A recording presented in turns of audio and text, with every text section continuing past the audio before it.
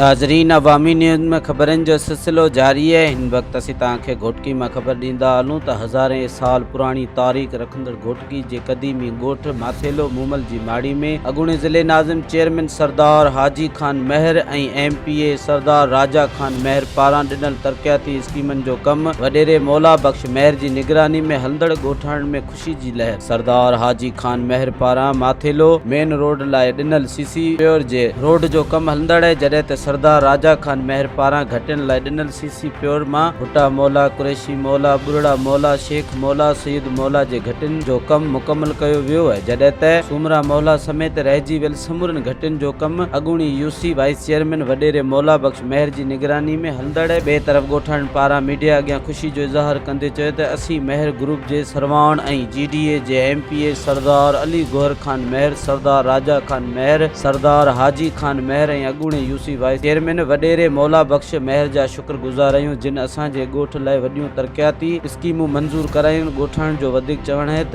महर सरदार हमेशह असांजे ॻोठ ते महिरबान रहिया आहिनि। हिननि वधीक चयो आहे त असांजे हर ॾुख सुख में महर भाइरनि जो असां सां साथ रहियो आहे। आख़िर में ॻोठाणनि वॾेरे मौला बख़्श महर ते मुकमल एतमाद कंदे ईंदड़ इलेक्शन में हमेशह वांगुरु महर ग्रुप सां मुकमल साथ ॾियण जो वचन कयो है। मज़ीद खबरों और तफसीलात के लिए विजिट करें हमारी वेबसाइट www.awamiNewsHD.com।